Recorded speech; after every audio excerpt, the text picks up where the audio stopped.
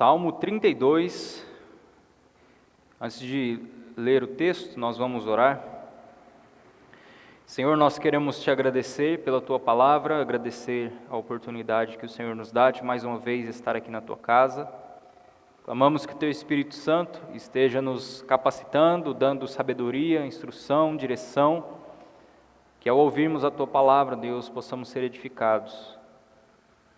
Nós saímos daqui, ó Deus, transformados pela Tua Palavra, que o Senhor quebrante o nosso coração, que cada dia mais nós possamos buscar uma vida de arrependimento diante do Senhor. Nós queremos Te agradecer e oramos em nome de Jesus. Amém. Salmo 32, eu vou fazer a leitura de todo o texto. A palavra de Deus diz: Bem-aventurado aquele cuja transgressão é perdoada, cujo pecado é coberto. Bem-aventurado é aquele a quem o Senhor não atribui iniquidade e em cujo espírito não há engano. Enquanto calei os meus pecados, envelheceram os meus ossos pelos meus constantes gemidos todo dia, porque a tua mão pesava dia e noite sobre mim, e o meu vigor secou como no calor do verão. Confessei-te o meu pecado, e a minha iniquidade não mais a ocultei. Eu disse: confessarei ao Senhor as minhas transgressões, e tu perdoaste a iniquidade do meu pecado. Sendo assim, todo o que é piedoso te fará súplicas em tempo de poder te encontrar. Com efeito, quando transbordarem muitas águas, não afligirão. Tu és o meu esconderijo, tu me preservas da tribulação e me cercas de alegres cantos de livramento. Eu o instruirei e lhe ensinarei o caminho que você deve seguir. E sob as minhas vistas lhe darei conselho. Não sejam como o cavalo ou a mula, que não têm entendimento, que são dominados com freios e cabrestos, do contrário, não obedecem a você. Muitos são os sofrimentos do ímpio, mas o que confia no Senhor, a misericórdia o cercará. Alegre-se no Senhor e regozije-se, ó justo, exultem todos vocês que são retos de coração. Esse salmo, ele relata uma das maiores alegrias na vida de alguém que é justo. Segundo a Escritura, justo é aquele que anda no caminho da justiça, aquele que conhece o Senhor, aquele que ama o Senhor, que aborrece o pecado, que se afasta do pecado. E uma das maiores alegrias na vida de alguém que é justo é a certeza do perdão. É a certeza de que nós temos misericórdia em Deus. Davi, ele inicia o Salmo falando sobre essa alegria. E também ele fala e relata para nós a angústia que foi causada por causa do pecado que não havia sido confessado diante de Deus. Ele mostra que o homem piedoso, ele pode buscar o Senhor em oração, e ele então declara qual é o caminho da sabedoria.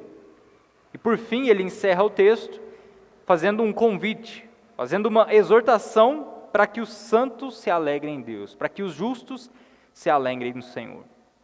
Como eu disse, uma das coisas centrais desse texto, desse salmo, é justamente falar sobre como nós podemos nos alegrar no perdão de Deus, na misericórdia do Senhor, e como o Senhor mesmo nos reconcilia consigo. E por isso o tema que nós vamos falar hoje é a bem-aventurança no perdão. A bem-aventurança ou a alegria no perdão. Quando a gente fala sobre bem-aventurança, a gente encontra algumas passagens na Bíblia que usam essa mesma expressão, bem-aventurado. Se você ler aqui o versículo 1 do texto, você vai ver que logo no início do texto, Davi vai dizer, bem-aventurado, e depois no versículo 2 ele diz de novo, bem-aventurado. O que é um bem-aventurado segundo a Bíblia?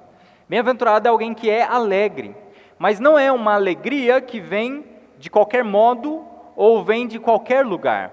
É uma alegria que vem de Deus, é uma alegria que é produzida somente pelo Senhor. Que as coisas do mundo não podem trazer esse tipo de alegria ou essa bem-aventurança. Então, somente aquilo que se relaciona a Deus, ou somente Deus pode nos trazer essa bem-aventurança, essa alegria. Por mais que os ímpios tenham algum tipo de contentamento, por mais que eles encontrem algum tipo de prazer, mas as coisas desse mundo não podem produzir essa alegria chamada de bem-aventurança, porque essa bem-aventurança, ela só é produzida pelo Senhor no nosso coração. Não há outro lugar ao qual nós podemos encontrar essa alegria ou essa bem-aventurança, porque essa bem-aventurança é uma bem-aventurança que é desfrutada somente por aquele que é filho de Deus, que conhece ao Senhor verdadeiramente, que ama ao Senhor, que anda nos caminhos do Senhor. Aqueles que rejeitam a Deus, eles não podem viver nessa bem-aventurança, porque embora eles tenham algum tipo de alegria, de contentamento, mas a alegria deles é passageira. A alegria deles perece, a alegria deles está fundamentada e baseada em coisas que são temporais, coisas que são passageiras, coisas que perecem. Mas o bem-aventurado não. O bem-aventurado é alguém que tem uma alegria e cuja alegria vem de Deus e então transborda em nosso coração. É uma alegria que, como o Salmo de número 1 vai nos dizer, vem por meio da palavra. Bem-aventurado é um homem que não anda no conselho, no pensamento, no entendimento dos ímpios, mas aquele que teme ao Senhor, aquele que guarda os mandamentos do Senhor, esse é bem-aventurado. Você ler o Sermão da Montanha, Mateus capítulo 5 até o capítulo 7, Jesus começa o seu sermão falando sobre quem são esses bem-aventurados. Então ele vai dizer que bem-aventurados são os humildes de espírito, bem-aventurados os que choram, bem-aventurados os mansos, e aí ele fala 12 bem-aventuranças ali naquele texto, e que tratam especificamente de pessoas, e você pode perceber isso no texto, de pessoas que conhecem a Deus, que têm um relacionamento com Deus e desfrutam então desse relacionamento. Então o que é a bem-aventurança? É uma alegria, mas não é uma alegria qualquer, não é uma alegria comum, é uma alegria que vem do Senhor. E veja o que Davi vai dizer no Salmo, ele vai fazer a seguinte afirmação: bem-aventurado é aquele que, e aí ele vai narrar aqui o que é aquele bem-aventurado, ou o que recebe aquele bem-aventurado. Então ele diz, bem-aventurado, primeiro, é aquele que tem a sua transgressão perdoada. Ou seja, aqui literalmente ele está dizendo que bem-aventurado é aquele que tem a sua transgressão sendo carregada. Quando nós pecamos, quando nós cometemos iniquidade contra Deus, é como se o peso do pecado fosse colocado sobre nós. E esse pecado, esse peso que traz o pecado, nos traz muito prejuízo. Mas o que Davi vai afirmar é que o bem-aventurado é aquele que tem o peso do seu pecado carregado, é aquele que tem as suas transgressões carregadas. O pecado ele traz um peso que nós não podemos suportar. Mas aí a Bíblia diz que Jesus é aquele que carregou por nós as nossas transgressões. Então, se nós pudéssemos pensar e já aplicar esse texto para nós em um primeiro momento, naquilo que Davi vai dizer, que bem-aventurado é aquele que a transgressão é perdoada, nós podemos aplicar a nós, em Cristo Jesus, certos de que os nossos pecados trazem um peso sobre nós, um peso que nós não poderíamos suportar, mas Cristo veio em nosso lugar e tomou o peso sobre si. As nossas iniquidades foram colocadas sobre Ele. A ira de Deus, que antes estava sobre nós por causa do nosso pecado, foi colocada em Cristo. E, portanto, quem pode então ser um bem-aventurado? Trazendo isso já para nós. Quem pode ser um bem-aventurado?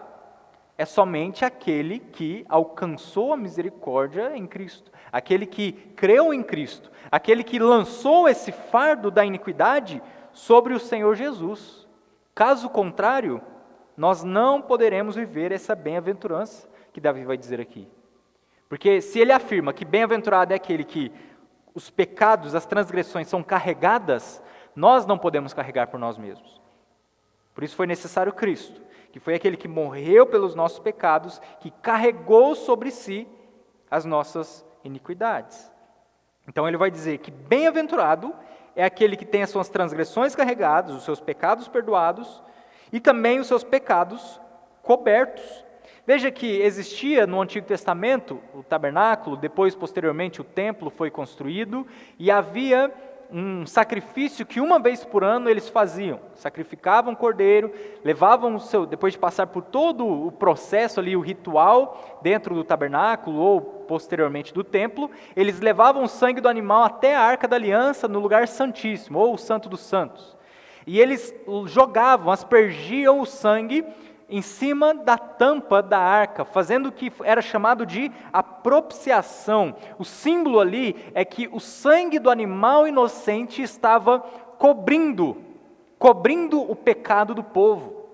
Lembra que existiam alguns objetos ali, né? O bordão de Arão, as tábuas, o maná, que simbolizava a rebeldia do povo, simbolizava a lei de Deus. E então, quando o sangue do animal era aspergido por sobre o altar, fazia então a propiciação. Deus se tornava propício. Antes Deus olhava com ira por causa do pecado, mas depois que o sangue do animal inocente foi derramado ali, Deus se tornou propício, Deus se tornou favorável. E o texto vai dizer que bem-aventurado é aqueles que os pecados são cobertos. Isso faz alusão àquilo que acontecia no Antigo Testamento, quando eles lançavam o sangue dos animais ali na tampa do altar, da Arca da Aliança.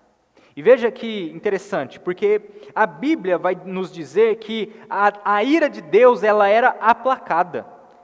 Então, quando ele olhava para aquele lugar, para aquele ambiente, ele não se irava mais com o homem, porque o que ele via era o sangue do animal inocente que havia sido derramado. Então, o sangue servia como uma cobertura, vou colocar aqui nessa linguagem, ele servia como se fosse uma cobertura para o pecado do homem, para que Deus não olhasse com ira. Mas Hebreus vai nos dizer, e já trazendo o pensamento para nós, Hebreus vai nos dizer que o sangue de touros e de bodes não remove pecados. Então, eles cobriam os pecados, apaziguavam a ira de Deus, mas não podiam remover os pecados. Mas aí quando Hebreus diz isso, ele faz a seguinte afirmação sobre Cristo: mas o sangue do Filho remove.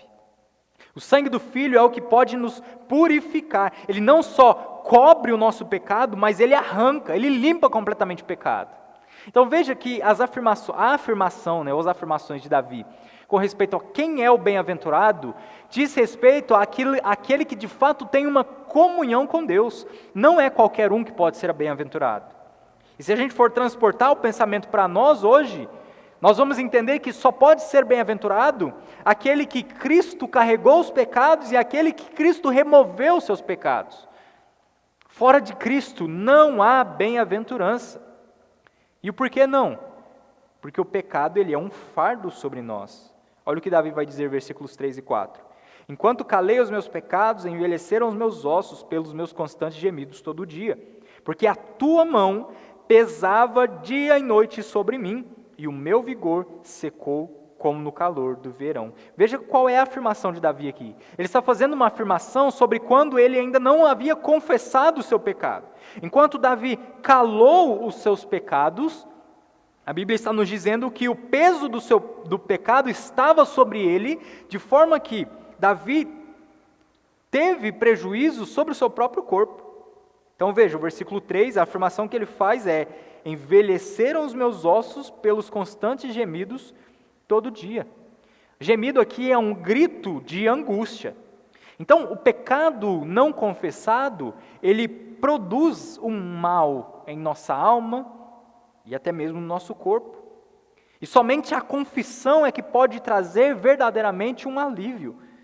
E veja que o que Davi vai dizer no versículo 4 é que o peso do juízo de Deus estava sobre ele. A sua mão pesava, enquanto não houve arrependimento, enquanto não houve confissão, Deus trouxe julgamento e juízo sobre a iniquidade de Davi. Se a gente puder olhar para toda a Escritura, em vários textos, vários exemplos, a gente vê isso. Enquanto o povo viveu no pecado, não confessou, não se arrependeu diante do Senhor, Deus pesava a sua mão sobre eles. Isso não mudou, por exemplo, na igreja. Isso não mudou na igreja. Se você pensar em 1 Coríntios capítulo 11, por exemplo, onde alguns estavam tomando a ceia do Senhor de modo indigno, a Bíblia vai nos dizer que haviam fracos, doentes e não poucos os que dormem. Ou seja, pessoas que estavam vivendo em fraqueza, doenças e morte. Por quê? Por estarem tomando a ceia do Senhor de forma indigna, por estarem vivendo em pecado diante do Senhor, pecado não confessado, pecado não arrependido. E Deus trazia um peso sobre o pecado. E a afirmação que Davi faz é que a sua vida, enquanto ele não confessou, e enquanto ele não recebeu o perdão de Deus, a sua vida se tornou, como algumas versões diz, sequidão de estio. Outras vão fazer a seguinte afirmação, né, como nós fizemos a leitura aqui, se secou como no calor do verão. Veja que a cena que Davi narra aqui, enquanto ele não havia confessado e se arrependido dos seus pecados, é uma cena terrível, em que a sua alma, o seu corpo sofriam por causa da falta de arrependimento, por falta de confissão. Então perceba que ele estava em fraqueza, porque ele havia calado os seus pecados. Você já sentiu angústia por causa de um pecado não confessado? Veja que nós somos pecadores, nós somos indignos, nós cometemos iniquidade muitas vezes diante do Senhor, todos os dias estamos cometendo pecados contra o Senhor, mas enquanto nós não confessamos, não nos arrependemos e não buscamos a misericórdia de Deus, a nossa vida ficará assim como a da de Davi, como em sequidão de estio, ou como, ele vai fazer a afirmação aqui na versão que nós lemos, como um sequidão, o seu vigor se secou como no calor do verão. A gente passou alguns dias aí muito quentes, né? Você testou ficar fora de casa, na rua, andando, perambulando aí para cima e para baixo? Você sabe como é ruim isso. Ele vai dizer que a sua vida, sua alma, o seu vigor se tornou como no calor do verão, como na sequidão que há. Isso por quê? Por causa da falta de confissão e de arrependimento. E qual que é a solução então para isso? É a que Davi vai dizer no versículo 5. Confessei-te o meu pecado e a minha iniquidade não mais ocultei. Eu disse, confessarei ao Senhor as minhas transgressões, e tu perdoaste a iniquidade do meu pecado. Qual que foi a solução então para Davi? Se arrepender, confessar o seu pecado, a sua iniquidade diante do Senhor. E a afirmação que ele vai fazer, veja como é uma afirmação do bem-aventurado. É a afirmação de que, quando ele confessou diante do Senhor, Deus então perdoou a sua transgressão. Deus livrou Davi das suas iniquidades. Deus tirou de Davi o peso que havia sobre ele por causa da ira que vinha do pecado não confessado. Então ele faz as afirmações aqui sobre como a sua vida estava, e depois ele diz, Senhor, eu confessei então o meu pecado, a minha iniquidade eu não ocultei, e então o Senhor perdoou a minha iniquidade.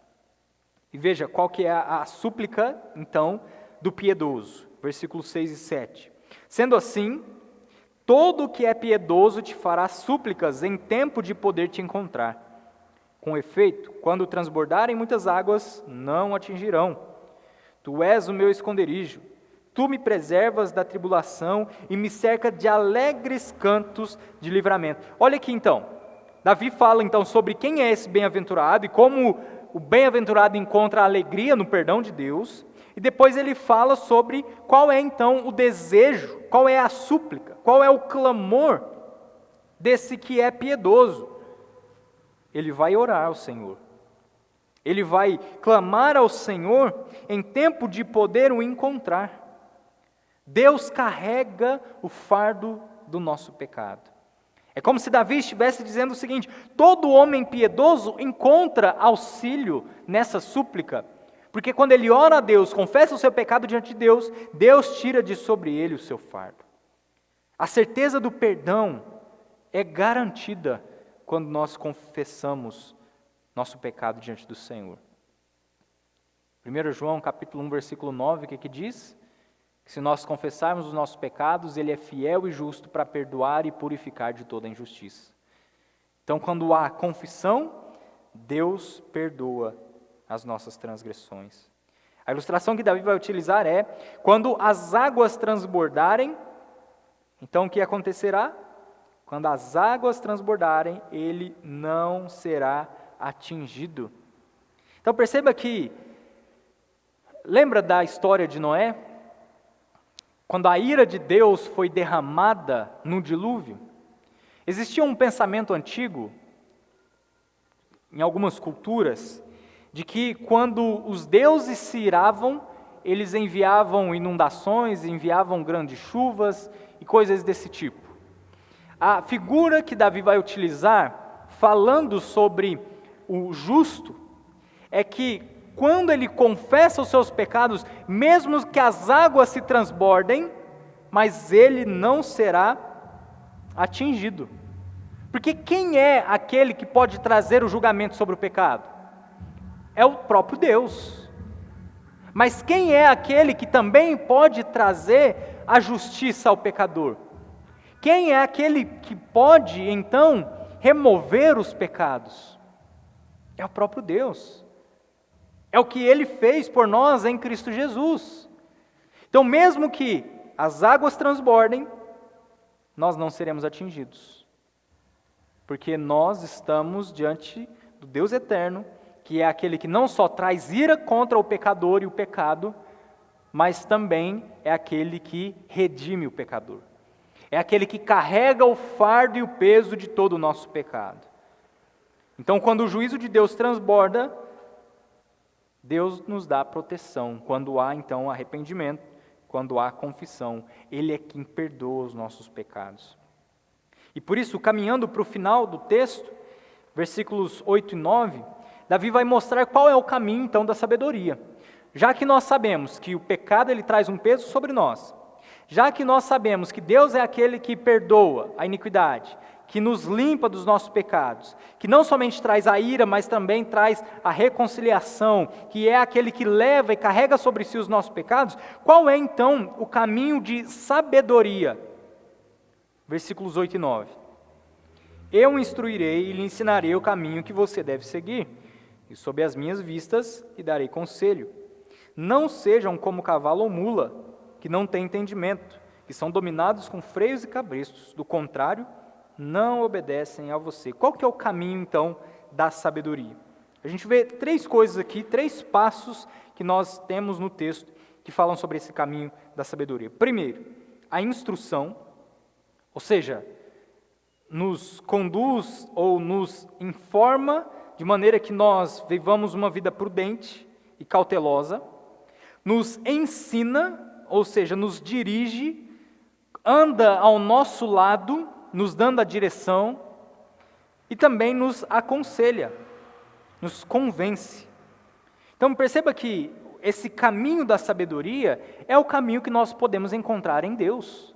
É o caminho que nós podemos encontrar na sua palavra. Instruir, ensinar e aconselhar. O que a Escritura é para nós? O que o Espírito Santo de Deus que habita em nós é para nós? O nosso selo, o nosso penhor, mas Ele também é o nosso consolador, aquele que se coloca ao lado. O que é a palavra de Deus para nós? Lâmpada para os nossos pés e luz para os nossos caminhos. Aquilo que nos instrui, que nos corrige, que nos exorta. Aquilo que foi inspirado por Deus e que é útil para o ensino, correção, repreensão e educação na justiça. Isso é a palavra de Deus para nós, esse é o caminho de sabedoria. Então, as expressões que Davi vai utilizar aqui no versículos 8 e 9, é aquilo que nós encontramos em Deus e também na sua palavra.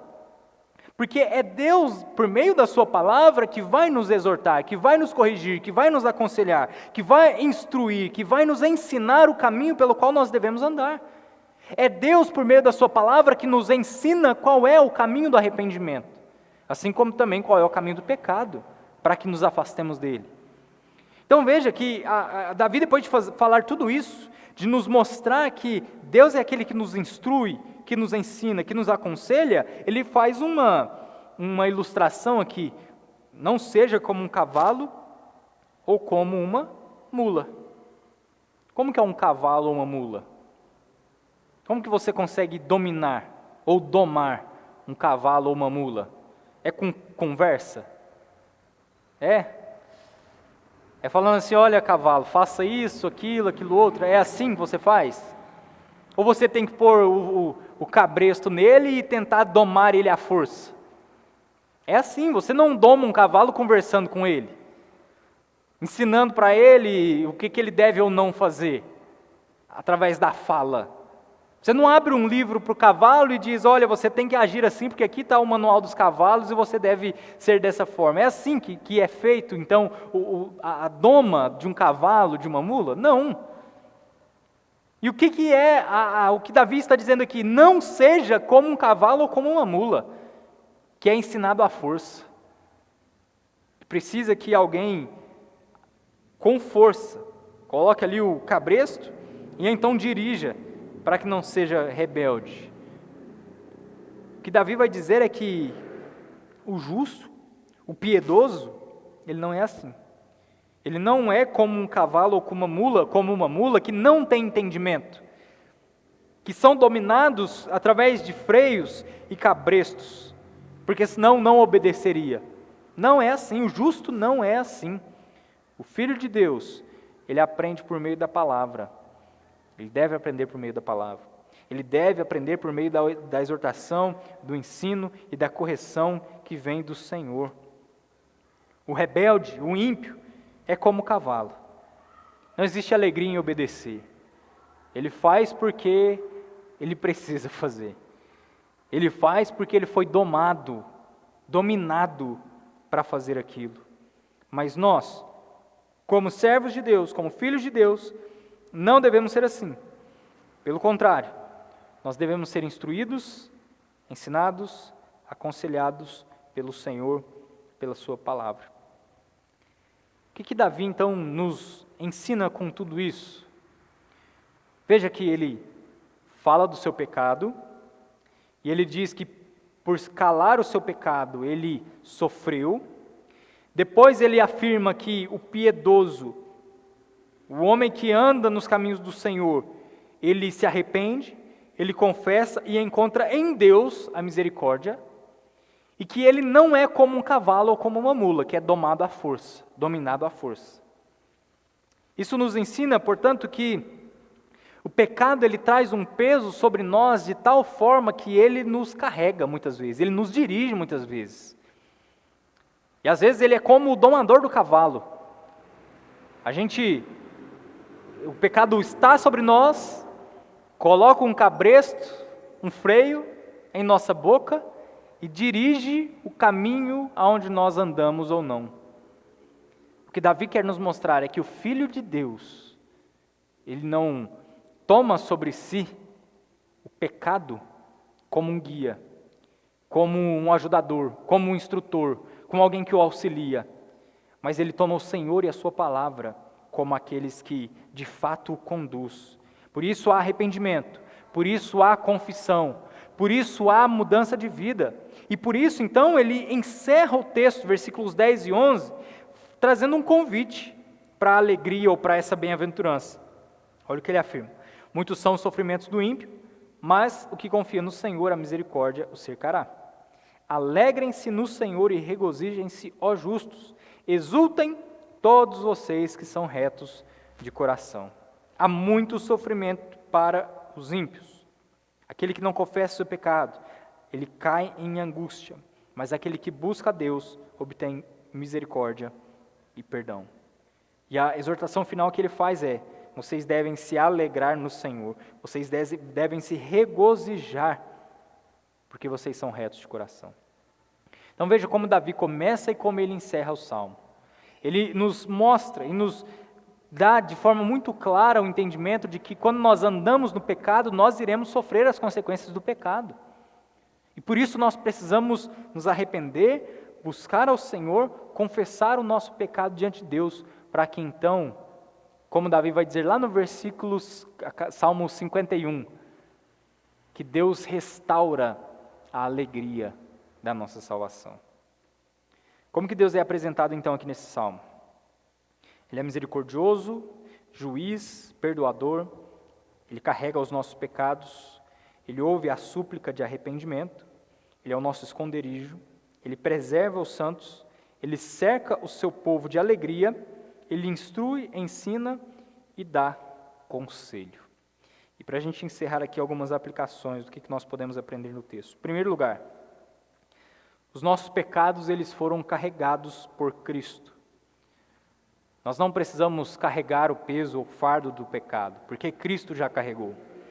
Hebreus capítulo 12, versículos 1 e 2 vai dizer: portanto, também nós, visto que temos a rodear-nos tão grande nuvem de testemunhas, desembaraçando-nos de todo o peso e de pecado que tenazmente nos assedia, corramos com perseverança a carreira que nos está proposta, olhando firmemente para o autor e consumador da fé, Jesus, o qual, em troca da alegria que lhe estava proposta, suportou a cruz, não fazendo caso da ignomínia, e está assentado à destra do trono de Deus.